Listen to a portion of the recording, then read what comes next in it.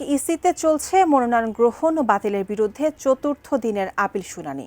রাজধানীর আগারগাঁওয়ে নির্বাচন ভবনে আছেন আমাদের সহকর্মী মাহফুজা মোসলেহি। আমরা এখন যোগ দিচ্ছি তার সাথে। মাহফুজা, আজকে তো চতুর্থ দিনের মতো আপিল শুনানি কার্যক্রম চলছে, তো সর্বশেষ কি তথ্য আপনার কাছে এই মুহূর্তে আছে সেখান থেকে?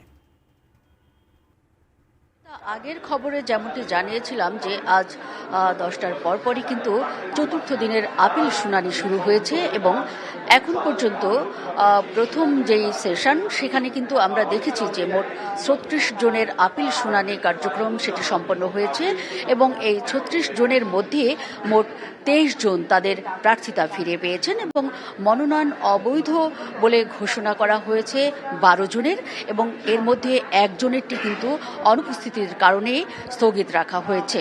এ পর্যন্ত মোট 36 জনের যেই সংখ্যা এবং এর পাশাপাশি আমরা দেখেছি যে আরও যেই শুনানি কার্যক্রম সেটি কিন্তু দুপুর 2টার পরপরই এরই মধ্যে শুরু হয়ে গেছে এবং বিকেল 5টা পর্যন্ত আজকের এই চতুর্থ দিনের কার্যক্রম চলবে। প্রতিদিনই কিন্তু ক্রমানুসারে 70টি আপিল দায়েরের যে শুনানি সেটি কিন্তু চলে নির্বাচন কমিশনে।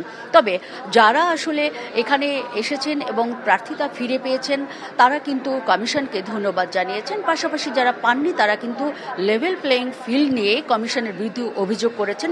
একই সঙ্গে আমরা লক্ষ্য করেছি কিছুক্ষণ আগেই জুলাই ঐক্য নামের যে সংগঠনটি আছে, যারা জুলাই যোদ্ধা হিসেবে কাজ করেছিলেন গণ অভ্যুত্থানে এই কদিন আগে, তারা কিন্তু এই মোর্চায় সংগঠনের ব্যানারে কিন্তু এসেছেন আজকে এবং তাদের একটি দাবি ছিল যে এই আগামী নির্বাচনে জাতীয় পার্টি এবং 14 দলের যারা রয়েছেন তাদের মনোনয়ন বাতিল করতে হবে।